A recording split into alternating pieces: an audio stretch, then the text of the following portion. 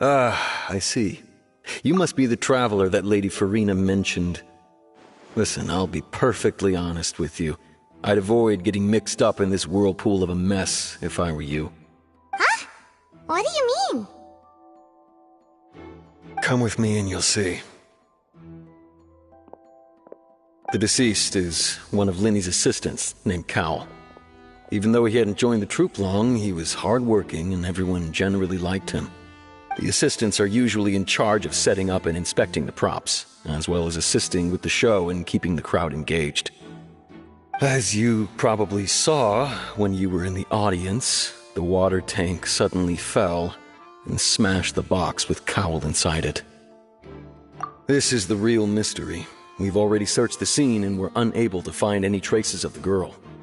However, if you look carefully, the box was positioned directly under the water tank. The ropes holding the tank were then burned by the pyrotechnics on stage, causing them to snap. All these factors lining up so perfectly makes it hard to see this as a mere accident. If anything, the more logical explanation is that the whole incident was intentionally planned, and Linny is the most likely person to have access to all these areas. But he doesn't have a motive! Are you both good friends of his? Well, you can't say we're good friends, but we've known each other for a little while. So in just a short time, he was not only able to win your trust, but even convince you to act as his attorneys. I know there's no such thing as magic. The real trick of a magician is holding the audience in the palm of their hand. I've seen a lot of cases, and I can tell you that people are the least reliable kind of evidence. Sorry, I tend to be pretty straightforward. Just know that I'm warning you for your own good. Anyway, you may investigate the scene of the crime yourselves if you're curious. Who knows, maybe you'll be able to come up with some new evidence.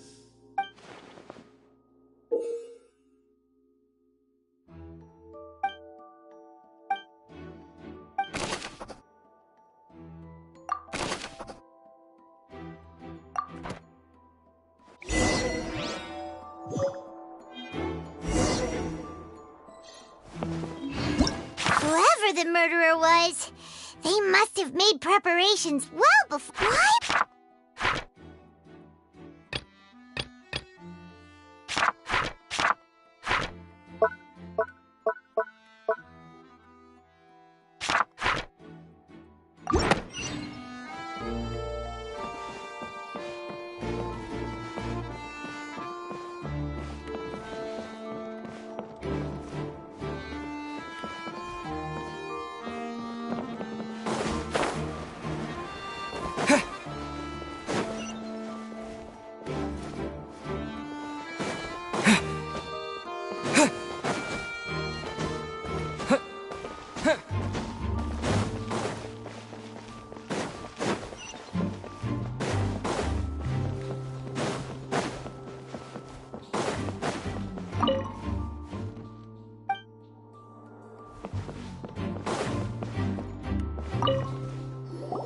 So this is the rope that broke and caused the water tank to fall? The rope looks pretty durable. How can it be burned through so quickly by fireworks? Why are you suddenly so serious, Traveler?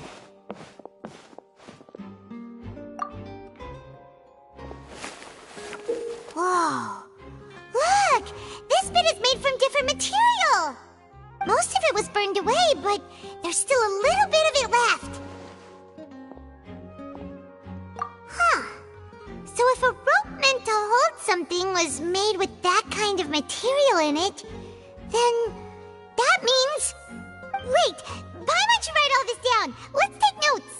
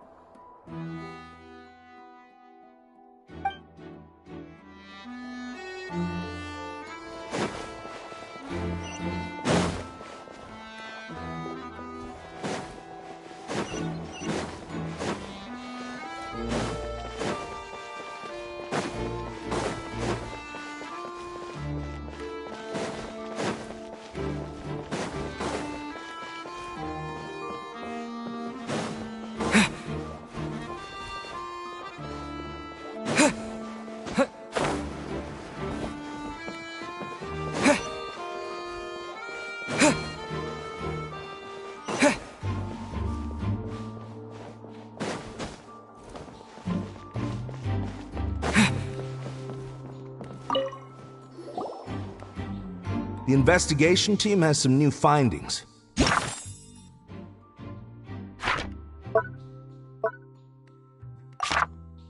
Turns out there's an issue with the random number selector after all.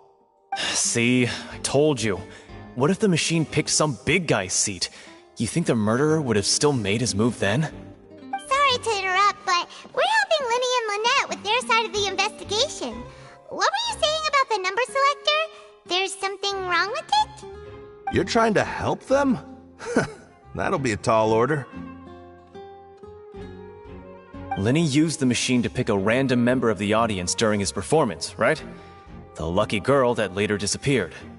Well, we thought there might be a serious problem with the machine, so we had it taken away for further inspection. It turns out that the seat number it picked wasn't random at all. The machine picks that same number every time. I'm sure you already know that you have to make a reservation in advance to get a seat, regardless of whether it's a trial or some performance. In other words, Linny knew who would be sitting where from the very beginning. That much checks out. Linny reserved our seats for us, too. Bet you see why I was saying it'd be tough to make a case for Linny. Even though it's bad for Linny's case, Paimon had better write it down.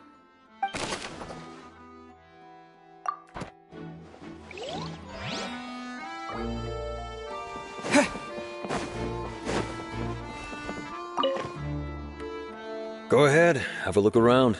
In the end, we're both after the truth.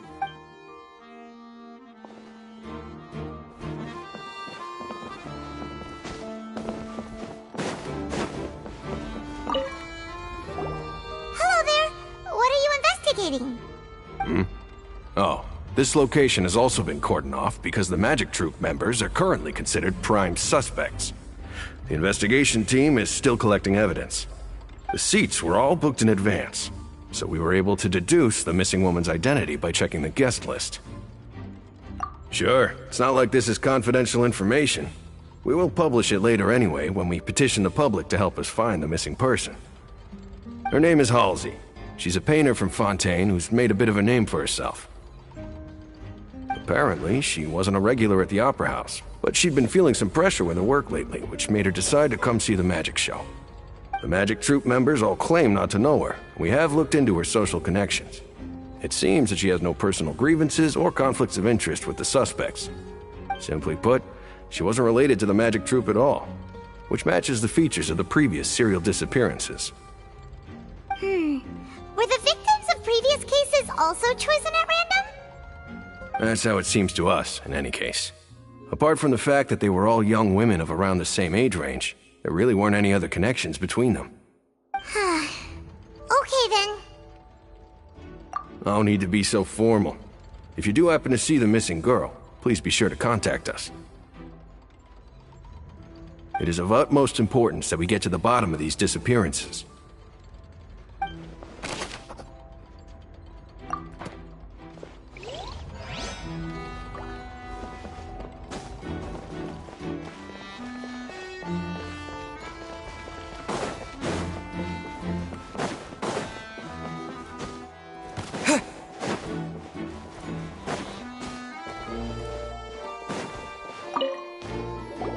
I see that you're investigating the area. Well, it just so happens that I'm interested too. If you find any new and interesting leads, be sure to share them with me, alright?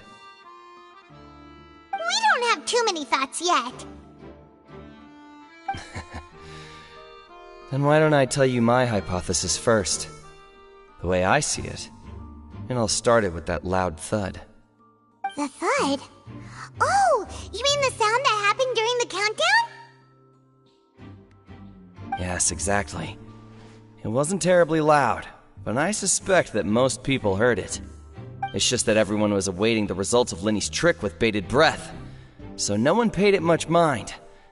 But now that the incident has happened, the thud has become an important clue. That makes sense. So, what do you make of it?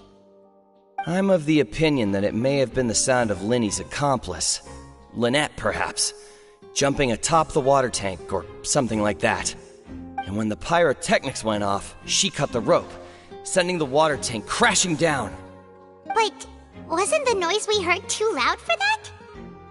Perhaps the balance wasn't right, leading to a particularly rough landing. Oh, that's true. I suppose I must reconsider. That does remind Paimon, though. What was with that sound?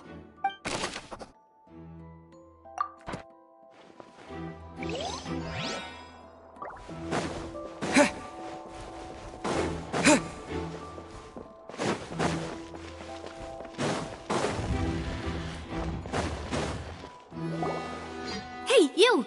Yes, both of you! Over here! I've been keeping an eye on you for a while now. Huh?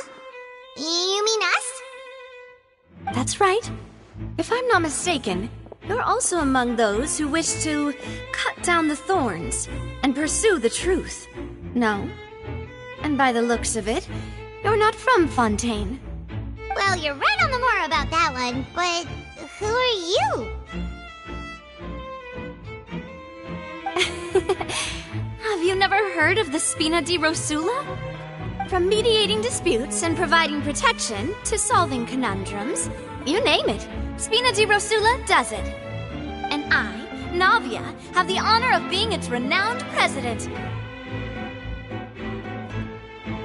Though those who play by our rules call me boss. I'm Silver, her attendant. Pleased to meet you. And I'm Melus. Demoiselle's various daily needs and affairs are under my purview. Huh? Boss? Demoiselle? What gives with the names? Well, I am the second generation president. Malus and the others are still used to my previous title. My apologies, Demoiselle. Should you prefer, boss, I will endeavor to use that instead. No need. You don't have to call me boss. Just Navia is fine. Okay, if you say so. Not that we're members of Spina di Rosula anyway. All merely trifling details. Never mind. Now, back to the situation at hand. That's right. I've always kept an eye on the serial disappearance cases. My interest stems from a matter back from my father's time. Judging from the look of things, I find Linny an unlikely mastermind. Really? We think so too! That's why we're looking for clues now! But how did you come to that conclusion? Intuition, naturally. My unparalleled intuition. Farina sure was quick to point the finger at Linny without any decisive evidence whatsoever, wasn't she? But that's not uncommon for her. If you remember, the Justice had to interrupt her and ask if she was pressing charges just to keep her from getting carried away. Anyway, a trial begins the moment someone levels charges. And, of course, there was no way Farina was going to back down in that situation. Sounds more like you just don't trust the Hydro Archon. Well, what's your opinion? I must admit that she can be interesting at times, but liking her doesn't mean that I'll blindly agree with her. All right, I've answered your question. Now, it's time you answer mine. Wait a minute! Did that answer count? Well, I say it does. But don't worry, you won't hear any pointless questions from me. In your opinion, do you think it's right to treat a trial like it's an opera? Well? And why would that be?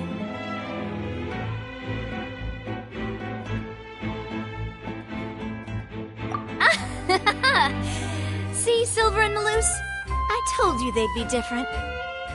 Most astute of you, Demoiselle. I, too, think that the Traveler's response was most excellent. No matter how wonderful the script or how fervent the audience's expectations may be, the trials that go on stage here must be based in fact. And if that can be done, boss, then... All right, that's quite enough, Malus. Anyway, I like your answer. You pass with flying colors. Now, I need to make some preparations, following which our joint investigation shall commence. You two shall be my assistants. Wait! Since when did we become assistants? Oh, well, I can be the assistant, sure. Or your companion, if you like. I'm really not that fussy. That's more like it. Far be it from me to brag, but I believe that Demoiselle's intuition will be instrumental in uncovering the truth. You wish to save a friend from false accusations, and we wish to unravel the disappearances. In this sense, our goals are aligned. You have a point. You're quite the talker, aren't you, mister? And what about you over there? What do you think? You seem like you've got something on your mind. I have nothing to add. Oh, alrighty then. We'll be making some preparations first. Just be sure to let us know if they start revealing Lenny's tricks. Thanks!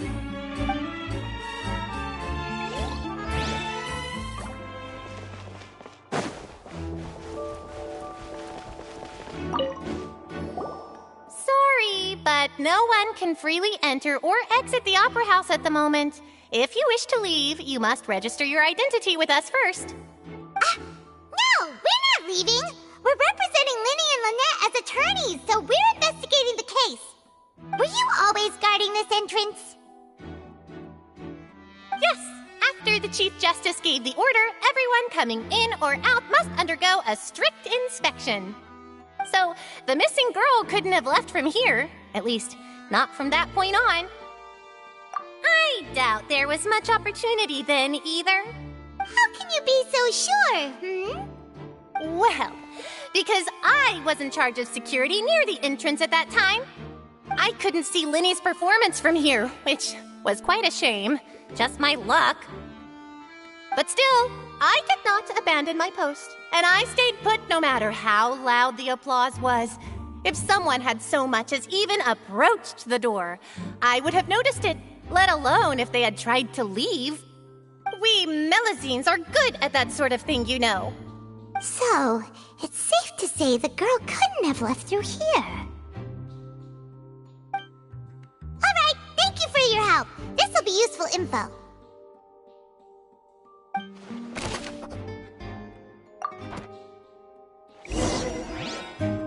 We've checked everything of note here at the performance venue. Paimon wonders how Linny's discussion with the guards is going. Let's go see, shall we? Ooh, things are getting interesting, huh? We're about to see how magic is made. Understood. Then I will be going with you. Just so you're aware, I will be monitoring your actions and making notes as necessary. Very good. Thanks for being so agreeable. I'd pull a rose out of my hat as a gift for you if I could. You may spare the pleasantries. I'm just doing my job. You've arrived. Who's this? Me? I'm Spina di Rosula's guardian angel. If you've got a problem, I've got the firepower. Sorry, I got a little carried away there. Call me Navia. I'm a partner of theirs, and will be helping investigate this whole situation. And these are my companions. Would you mind if they join as well? Fine by me. Oh, new helpers? I would be most grateful. Well, let's just say we're tagging along. It's not every day you get to see the secrets behind magic performed on such a large scale. I appreciate your kind interest. Come with me. We'll be heading below stage.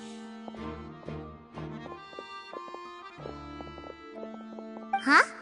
Below stage? Yes, a world of secrets is hidden beneath this magic box, prepared specifically for this switcheroo trick. But before I reveal everything, you should have a look first. Notice anything strange here?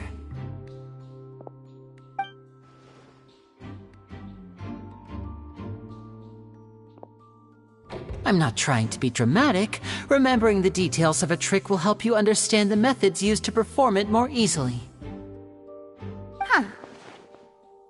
balloons and other decorations here? Where did all that go? Ah, good eye. That said, you're still far from discovering the answer. The back? You mean the inside of the door? What's different about it? Paimon didn't notice anything. Very good indeed. I thought you might not be able to catch that, given that you were sitting in the first row. The back of this door was patterned. Those patterns are now gone, replaced by a smooth wooden board. So, if you put 2 and 2 together, what do you get? Exactly. All right, let's go. I'll tell you how it works as we head down.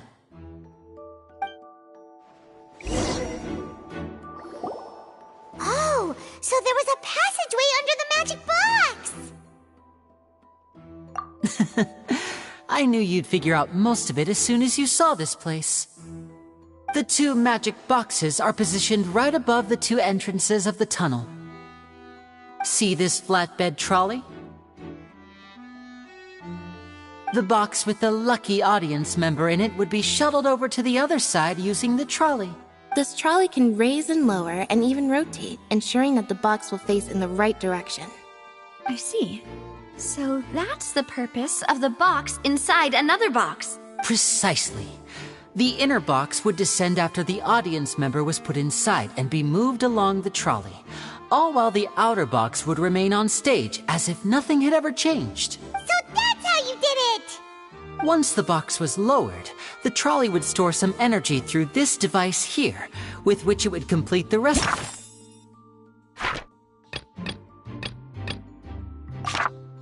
of the steps.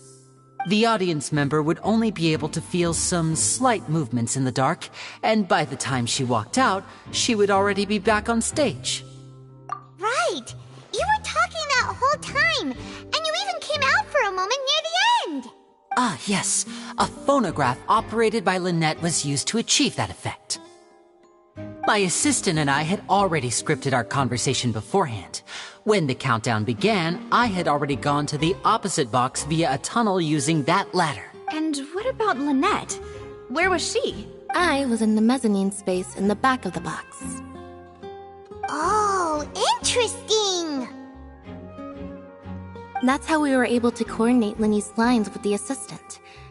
And, by the way, I was the one who walked out of the box at the end.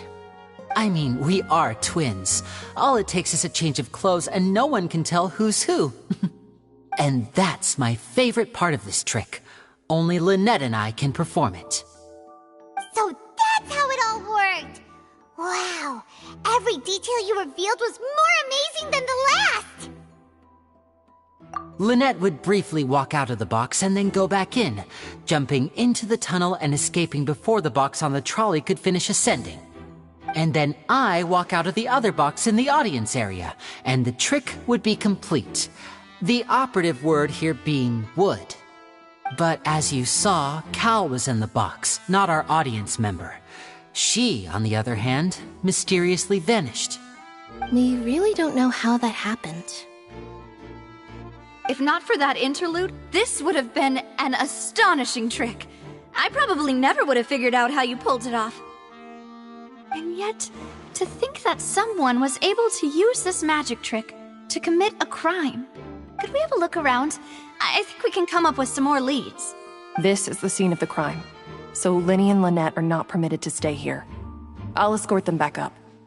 Yes, of course. No need to be so strict now. I won't disappear into thin air, you know.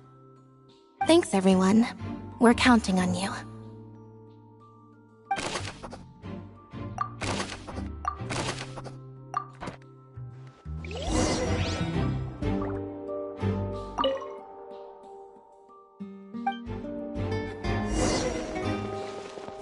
Why would it be him? How strange. Gosh, no wonder the serial disappearances never got solved. We all heard that noise, didn't we? The performance would not have been visible from where the doors were guarded. If Paimon were on duty, she would have snuck back into the audience seating. Well, There was no chance Paimon could have seen that the box had 2 layers. And that's why only the 2 of them can perform this trick. Digging a tunnel just for a magic trick? Whew, that must have been a lot of work.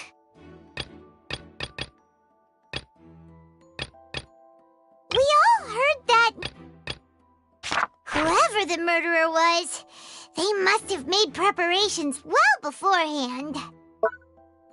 This rope was obviously tampered with. People needed to register and reserve a seat for the show.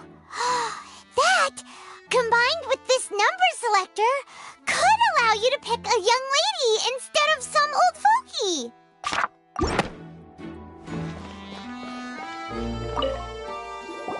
The floor is wet. Please be careful not to slip. Speaking of which, why would there be water here? Oh, Paimon knows!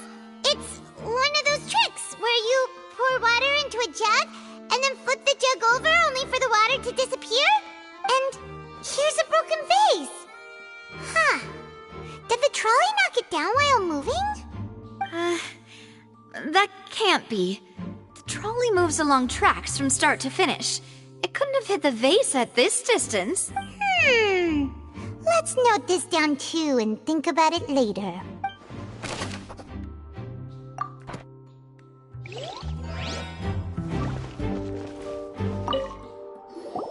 Oh, these are the clothes that the lady chosen from the audience was wearing, right? Her clothes are here, but she's nowhere to be found. Right! And do you really need to do that if you're kidnapping them? Ugh, this is so confusing. Paimon doesn't want to be a detective anymore.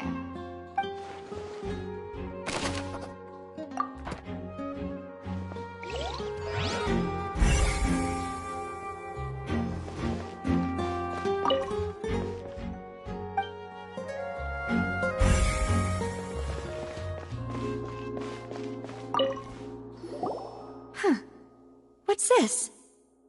Looks like a hook tied to the end of a rope. Huh? There's all kinds of odds and ends here. Perhaps it was a prop for a different trick. But why would it have been left here?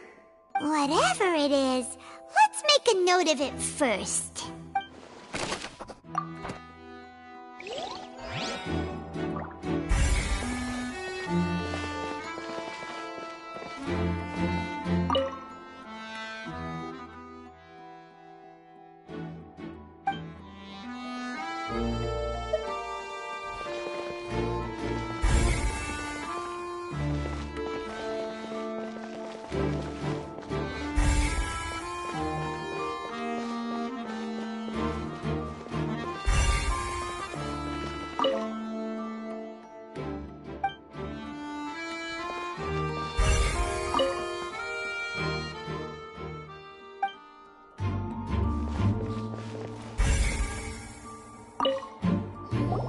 What is this place? It seems someone could fit through here. Huh. Could this have been the suspect's escape route? Alone, perhaps. But if they had to pull another person with them, the space would be too narrow. But there are no other ways in or out of here.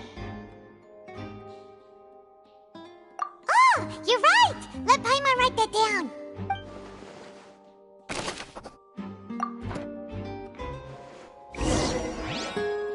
Seems we're just about done investigating down here. Yes. Let's head back up.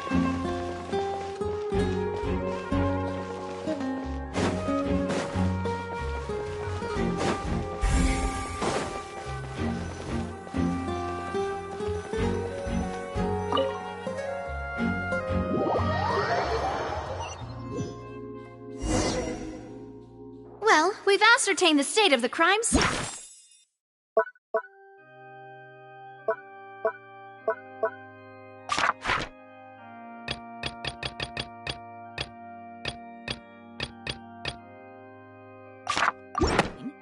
Let's find a place to sort out our findings once Malus returns. Seems to me that there are several things that don't add up here. Apologies for the wait, demoiselle. So, what did the guards say? Did the criminal escape through the vent? They believe the odds of that are very low, since the vent leads to the Opera House's basement. The guards have checked the area carefully. No one left through the basement during the performance or after the incident, and no one was found hiding there. So the tunnels become like a secret chamber then! You know, like the kind you usually see in novels! The plot thickens. Halsey's disappearance and Cowell's death are both quite inexplicable. No wonder Farina was so confident in her accusation. All the current evidence points toward Linny and Lynette. In other words, the charges are very likely to be upheld unless we make some considerable progress. Charges and then trial. So if the charges are upheld, they'll announce a sentence? That's right. This is how a trial goes in the Opera House. During the proceedings, the Chief Justice and the Oratrice will hear statements from both sides. That's right. This is how indemnitium is produced. The statements from both sides, the defenses from attorneys, witness testimonies, and even the audience's emotions will all be projected on the Oratrice. To put it simply, it's as if the Oratrice has its own will, and is a judge in its own right. This also precludes any kind of favoritism on the part of the Chief Justice. And not that this has ever happened anyway. Once both sides have finished speaking, the Chief Justice will make his final decision. This, too, will be used by the Oratrice as a reference. Then, finally, the Oratrice will be consulted by officials. The result it returns is the will of justice itself. Huh?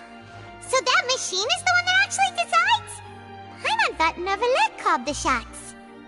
In practice, there is very little difference. Both have always come to the same judgment, which is why people have great faith in the Chief Justice. Ah, yes, the guards also asked me to convey that none of us will be allowed to leave this place before the trial. Huh? Why? Because we've chosen to act as the twins' proxies. That makes us persons related to the case. They're concerned that we might be colluding with outside parties, or that we might find outside help to disrupt the case. And even if that were not so, it could prove problematic if we happen to spread key information about the case ahead of time.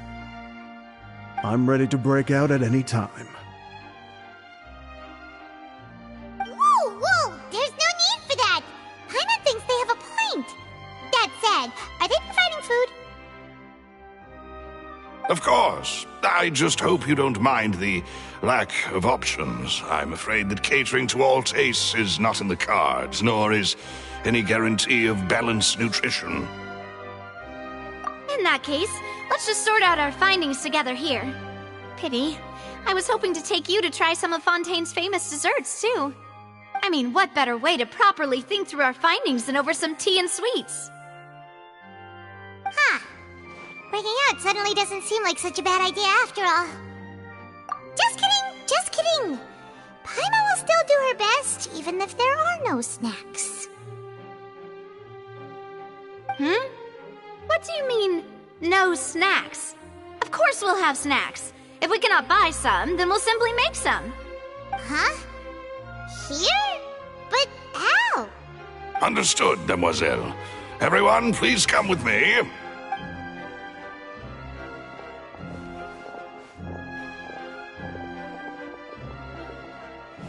Wait, you're carrying a portable stove with you? Yes, I must be prepared to meet the demoiselle's baking needs whenever the fancy strikes her. I have eggs, sugar, and almonds at the ready. Good work, you two. Then I'll get to it. Please sit tight for a moment. You'll get to taste my awesome snacks soon enough. These three are quite the interesting group.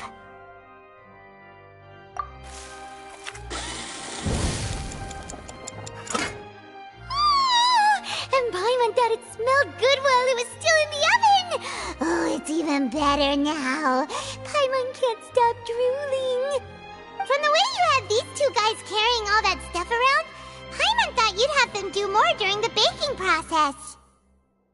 But you ended up doing the entire thing by yourself! Beating the egg whites, grinding almonds, everything! I was applauding. And I was giving encouraging smiles. Paimon was just thinking, aren't you worried about getting your fancy dress dirty beating egg whites and baking like this? Well, I don't think it's carved in stone anywhere that fancy ladies can only read books, sip tea, ride horses, and play the piano. I just really enjoy making snacks. Don't underestimate beating egg whites, by the way. It's a real arm workout. You also need to beat them to just the right consistency, or your macarons will crack. Anyway, give these a try, fresh out of the oven. There's 3 for each of us. Only 3? Well, eating too many sweet treats might send all that sugar to your head. You wouldn't be able to think clearly about the case on a sugar rush, would you? Tea is ready to be served as well. This is Demoiselle's favorite, strong black tea with a floral fragrance that clears the mind and lifts the spirit. No need for concern. I'm merely doing as I should.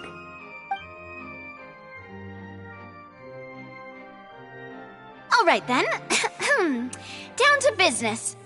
As Paimon mentioned previously, the tunnel seems to be something of a secret chamber. However, we can assume that Linny and Lynette were not alone within it. Some criminal also occupied its sealed confines. The magician twins could have committed the crimes, of course, but they lack any logical motive. Exactly! Why would they do such a thing right when everyone was watching? The flower vase and the thud we heard during the performance could indicate some altercation between Halsey and the criminal in the tunnel, resulting in the shattering of the vase, the discarding of her clothes, and her abduction. Perhaps the criminal thought that since she was chosen from the crowd, she would be too easy to identify if she was still wearing the same clothes. Paimon thinks that makes sense, but the real trouble is... True. None of the clues we found thus far support the existence of this third person. But the only people left to consider are both technically victims, whether it's the missing girl, Halsey, or poor Cowell. Huh. Could Halsey have secretly made modifications to the magic props in order to murder Cowell before making her escape? That's right.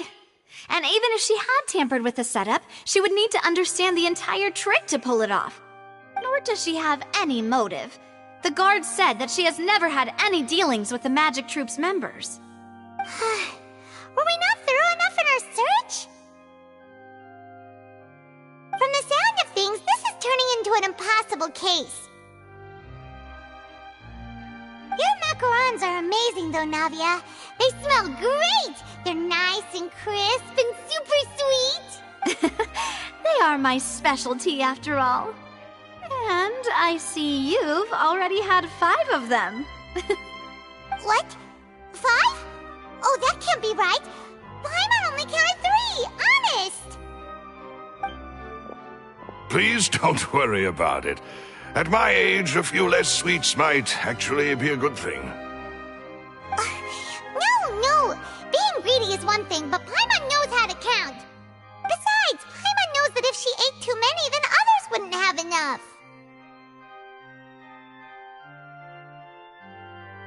Wait, even you don't believe Paimon? How could you? If Paimon ate those 2 extra macarons, then may they turn into stone in her stomach! All right, we get it. Well, I suppose one of us might have gotten too engrossed in our chat and eaten them by mistake. No big deal. Malus, set up the stove again if you would. Huh? What are you doing? Making sure everyone gets 3 macarons, of course. Exactly. We don't want to trouble you. As you wish, Demoiselle. And I have the egg, sugar, and almonds. Well, this really is your hobby, huh?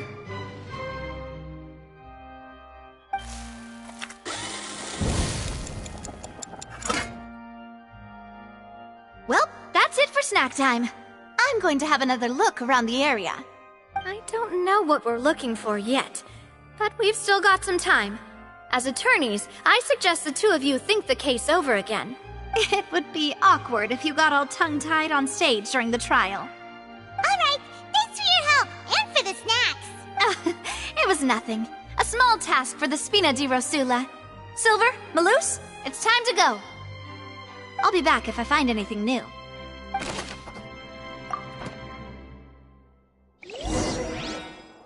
Alright, it's time to put our heads together. We've got to get our defense ready for the trial. Oh, it's probably gonna be a long and difficult case.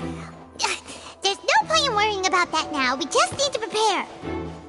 Here, take Pylon's notes. They should help you review the situation.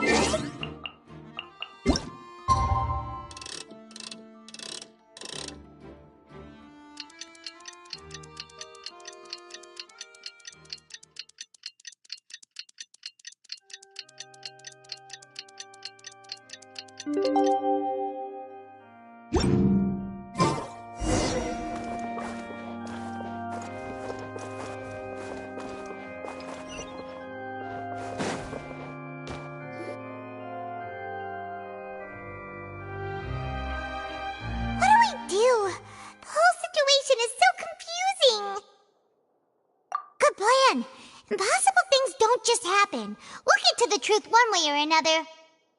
Just relax. Even if everyone else suspects Lenny and Lynette, at least we will be supporting them from the stands. Besides, I doubt Farina understands any more about what happened than we do. Thanks, Navia. Well, we'll be going then. Best of luck to you.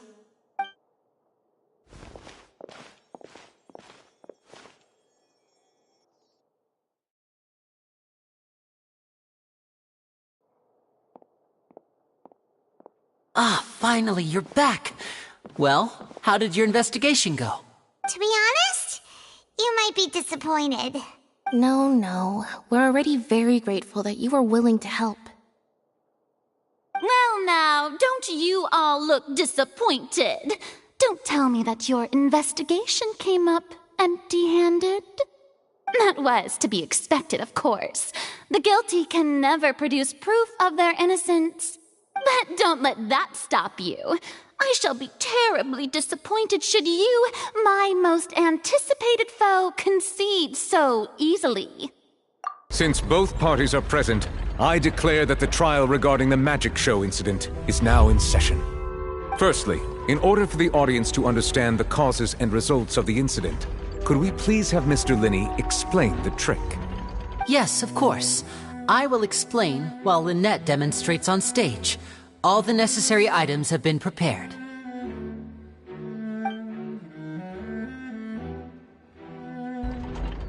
Thank you, Mr. Linney. In that case, I take your statement to be that you ran to and remained hidden within the magic box in the audience stands once the trick began, and thus could not have committed the crime. Is this correct? Yes, that's correct, Your Honor. In that case, I call upon the prosecution. Lady Farina, do you wish to refute his statement in any way? Why, of course I do. Allow me to take the first shot and break this case wide open. Mr. Linney is clearly lying. There is no way you could have been in the box the whole time if you were to abduct Halsey and murder Cowell. In fact, I'd say you were hardly in that tunnel at all. That is simply your hypothesis based on the presumption that I'm guilty. Oh, is that so? And if I may ask, what did you hear while you were inside your box? The roaring countdown of the crowd, of course. That's how I kept track of the time and built anticipation for the finale. And you didn't hear anything else at all? Nothing that might leave an impression of any kind? No, nothing. I see. But when the count reached 30 seconds or so, there was a thud. One so loud that I believe practically everyone heard it. Huh? Hey, hang on. Something's not right here. Yeah, I'm sure he could have heard a noise that loud from inside the box. I was right by the box, and I definitely heard the thud. Look at those scales. Could those mean... Well then, ladies and gentlemen, allow me to use the words of the magician himself. You never know what can happen in the blink of an eye. Indeed, it seems his alibi can also collapse in the blink of an eye. Of course, I have armed myself to do far more than smash your alibi. Confidence cannot go unfounded, and my foundations are rock solid. Tell me, aren't you and Lynette actually from the House of the Hearth? The House of the Hearth?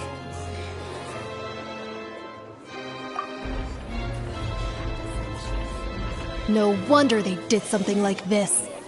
So the serial disappearances were the Fatui's doing. Now it all makes sense.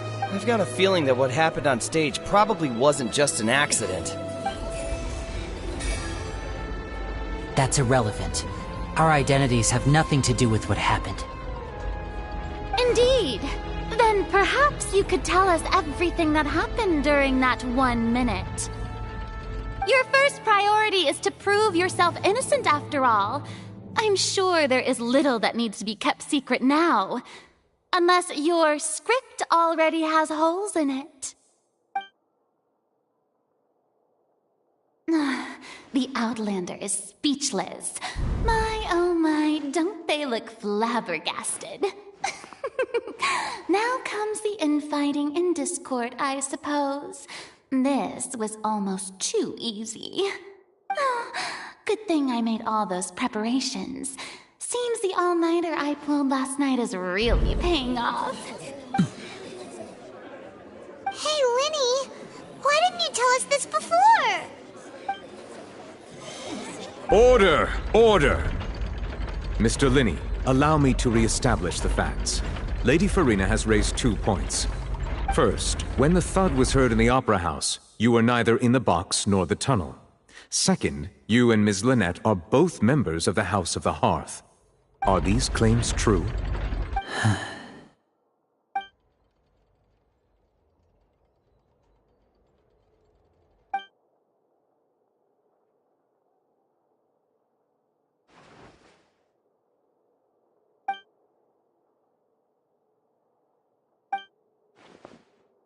Please answer my question, Mr. Linney. I'm sorry. Yes, they're true, Your Honor. I knew it!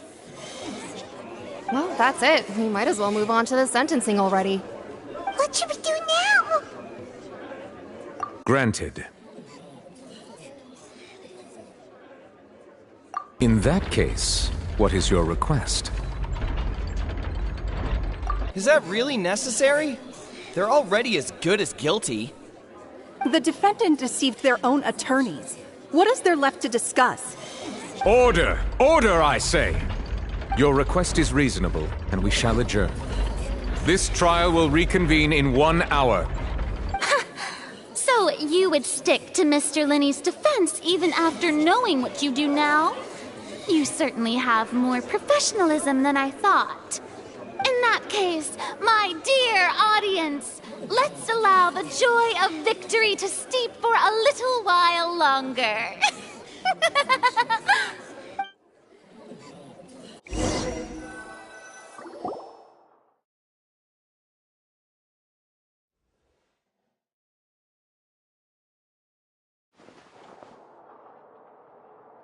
Well, this is awkward.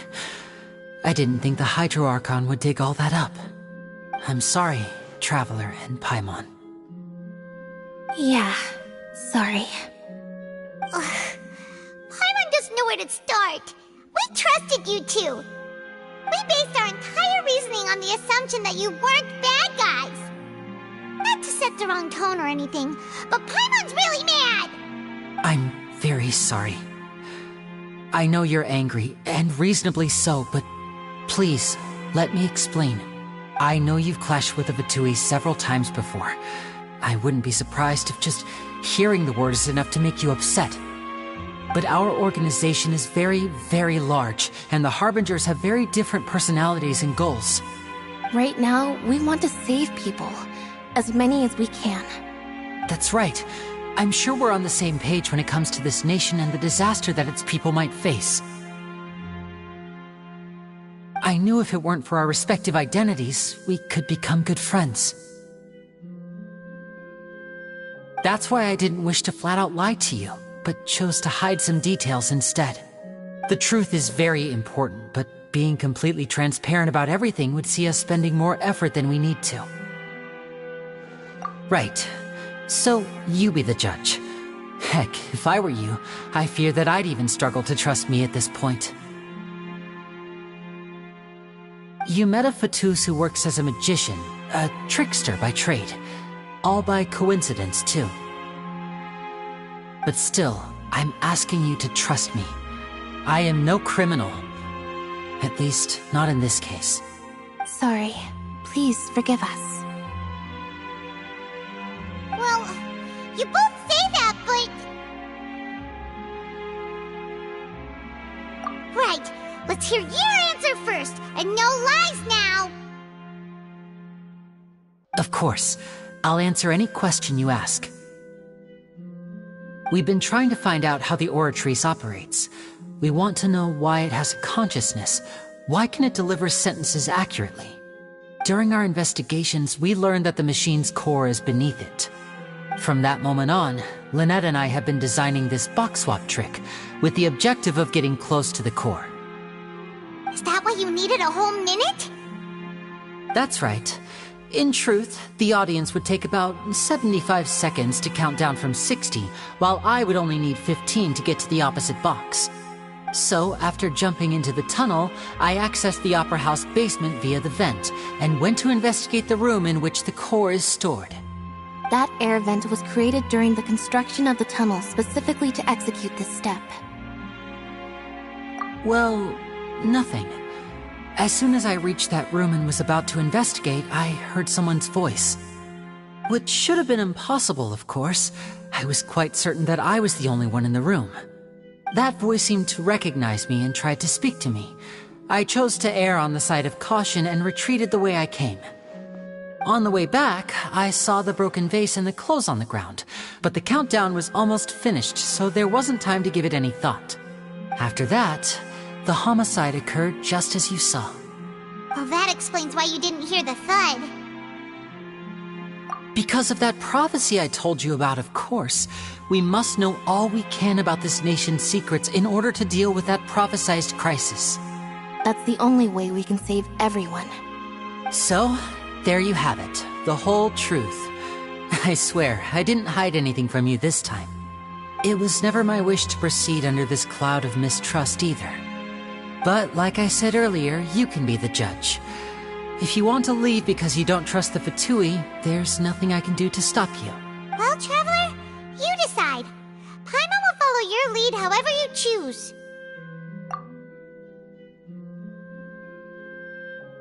Okay, thank you. Thanks for giving us a chance. The current problem is that the scales are tipped pretty badly against you two. If we want to refute the Hydro Archon's accusations, we're gonna need a seriously watertight defense. Huh? Oh, Paimon thinks she gets what you mean.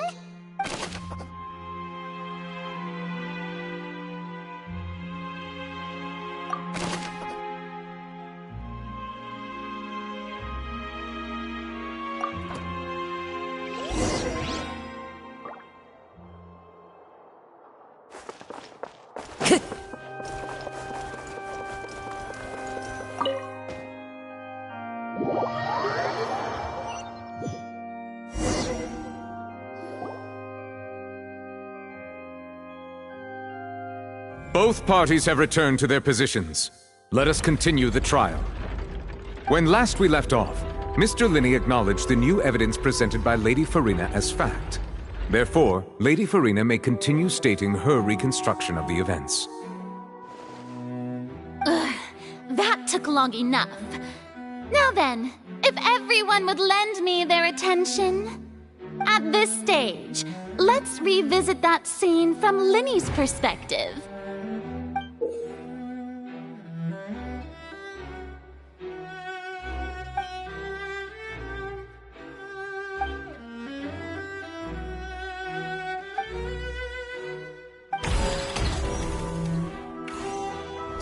As the countdown began, he entered the tunnel.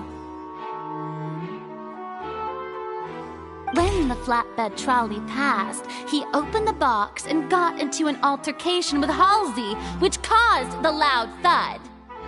He did not realize that this sound could be heard by everyone in the opera house, which is why he claimed earlier that he could not hear the sound. Finally, he used the vase to knock her out, before making her change clothes to prevent others from recognizing her.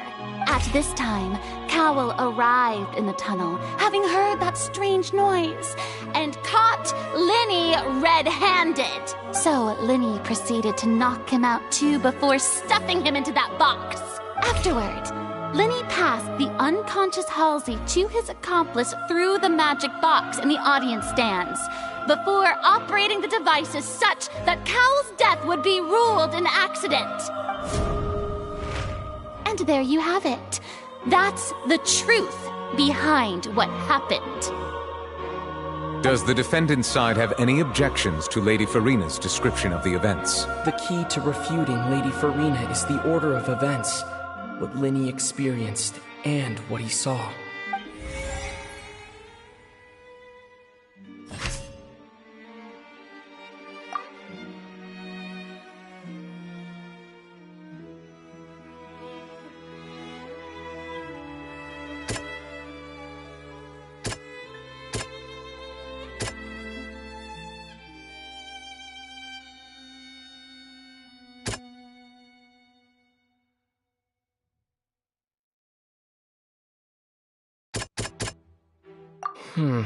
Seems this won't produce a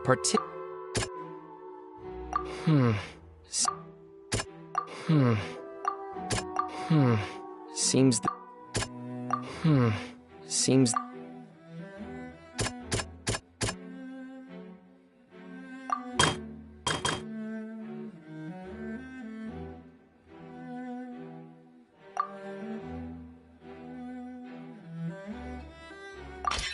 According to Linney, he left via the vent after entering the tunnel. He couldn't have had that altercation with Halsey.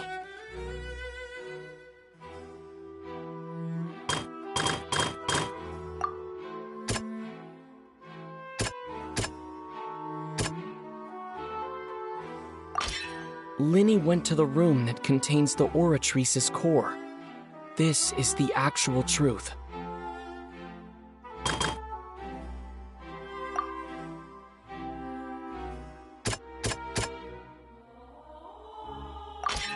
Linney did not take part in the underground altercation. He only witnessed traces of the aftermath. Attention! Ace Detective Paimon has something to say! When the countdown started, Linney did indeed go into the tunnel. But he immediately used a vent to access the Opera House basement, which is where the underground core of the Oratrice is stored. Once he reached that area, he heard a voice in what should have been an empty room. Since he felt something was amiss, he returned immediately. The crime scene had already developed by the time he reached the tunnel again, and in order to complete the magic trick, he did not remain there for any length of time. Finally, he reached the surface, and that was when the accident happened from his point of view. Therefore, he's innocent!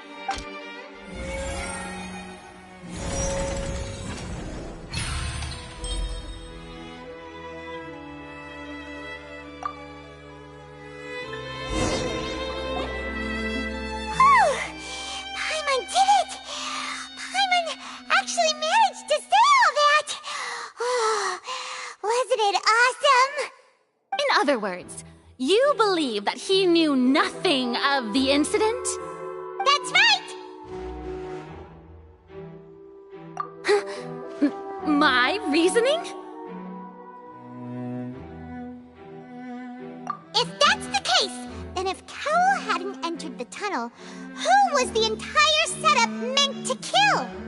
Assuming that what you say is true, Linny only needed to kidnap the young girl to cause a new disappearance case. What would the point of killing someone on stage be? Oh, they have a point. That's right, you tell him! And that's why they're partners of mine.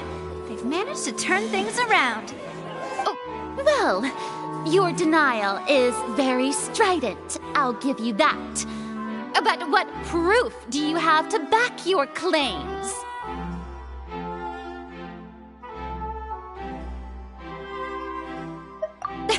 Of course I do. If he had been in the magic box the whole time, how could he have not heard that sound? Why do you ask? You're saying that he wasn't?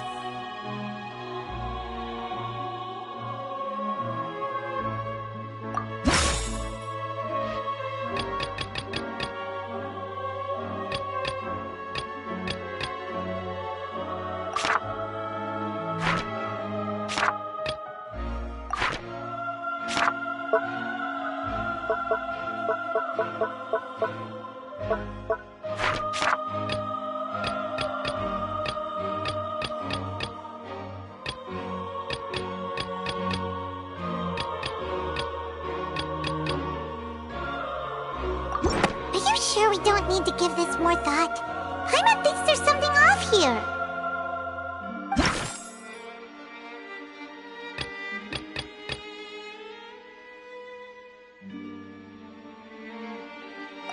Are you sure we don't need to give this... That's right! Linny wasn't in the box or in the tunnel. That's why he didn't hear anything strange during the performance. This means that when the crime happened, Linny had already entered the basement via the vent. The same clue you used to disprove his alibi has now become the best proof! How do you like that? Well played. To think you'd use such logic. Well then, if it wasn't Linny who committed the crimes, then who was it?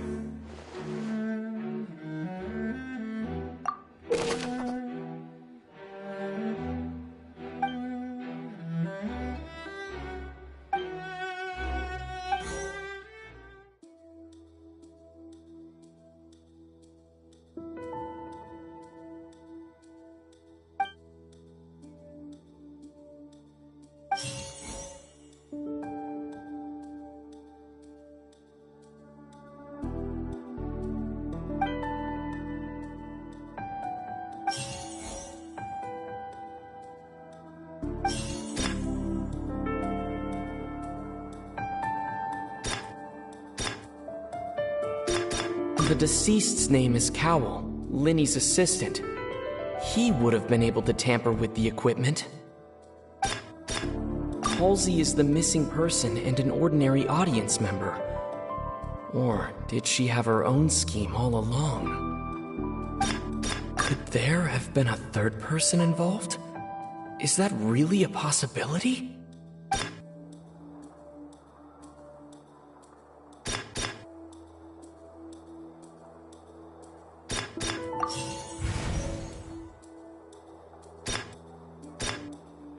Halsey is the missing person.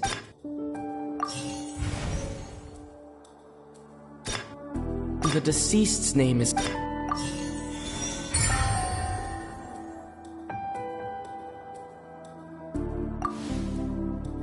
Huh? That can't be right. Are you serious? The killer was, in fact, Cowell, the deceased! Oh, is that so? How interesting! Let's hear your reasoning then. What I must do next is recreate the truth. What Cowell did. and how he went from would-be perpetrator to victim. No one entered or left the Opera House through its entrances, so where would the criminal have wanted to take Halsey? The deceased's name is Cowell, Linny's assistant. He would have been able to tamper with the equipment. Halsey's clothing was in the tunnel, so there must have been some fear that she would attract attention. The sound we heard may have come from a clash between the missing Halsey and the criminal. Linny was not in the tunnel at that moment, which gave our criminal ample time. It would have been tough for both people to fit into that vent. They would likely have bumped into Linny as well. The sound we heard may have...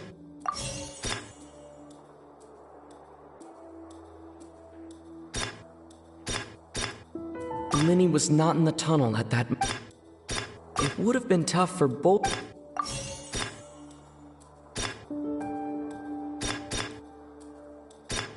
No one entered or left...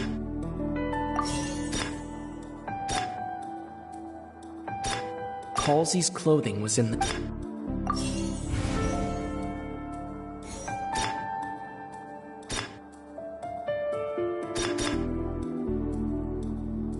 The deceased's name is... The deceased's name is Cowell. Halsey's clothing was in... Linny was not in the... Linny was not in the tunnel. It would have been tough for...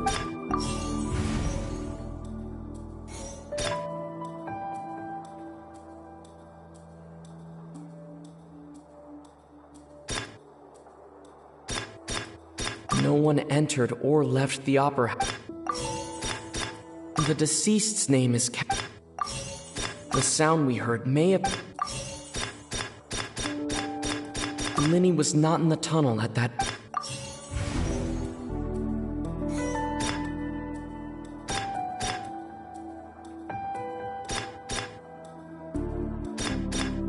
Halsey's clothing was in the tunnel. The sound we heard may have... It would have been tough for... The deceased...